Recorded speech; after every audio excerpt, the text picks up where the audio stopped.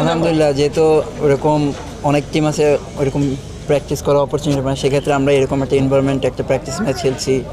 তো আমাদের যেহেতু জয়লাভ করছি, খুবই ভালো শেপে থাকবো আমরা। সো এই দিক থেকে আমরা আসলে খুব লাকি। হ্যাঁ অবশ্যই, কারণ অন্যরা ওইরকম প্র্যাকটিস ম্যাচ যেহেতু পাইনি বা আমরা যেই ফ্যাসিলিটিস খেলছি, সো আমাদের রোলটা যার রোল যেখানে ছিল তাদের সেখানে বোলিং বা ব্যাটিং করানো হয়েছে। তো ওভারঅল মিলিয়ে আমাদের আর কি একটা ক্লিয়ার প্ল্যান থাকলো যে আমরা কখন কীভাবে কে কী করবে। এইচপিতে একটু রান আপ নিয়ে কাজ করা হয়েছে, আর লাইক যে কোচ ছিল তারেক আজিজ ভাই আর কলিমর, তো তাদের সাথে একটু পেস বাড়ানো নিয়েও কাজ হয়েছে। সো আমার কাছে মনে হয়েছে যে আগের থেকে ফিটনেসটা আরও ভালো হয়েছে। সো আমার যে কাজটা ছিল ওনারা খুবই আমাকে হেল্প করছে, তো এই কারণে আমার কাছে মনে হয় একটু চেঞ্জ আসছে। এটা সবসময় কাজ করছি, আলহামদুলিল্লাহ এখন ওইটারই ফল পাচ্ছি।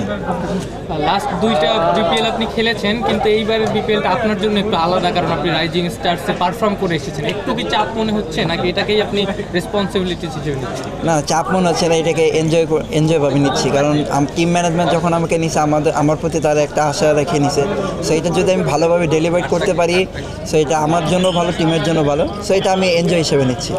না, প্রতিটা টুর্নামেন্টে আসলে ইম্পর্ট্যান্ট। সো ওইরকম চাপ না, ভালো করতে হবে এরকম না, যদি অপরচুনিটি ইনশাল্লাহ আসে আমি ওইটাকে গ্র্যাব করার চেষ্টা করব। যেহেতু ভালো শেপে আছে, একটা টুর্নামেন্ট ভালো গেছে, সো চেষ্টা করবো ওইটারই ধারাবাহিকতা রাখতে।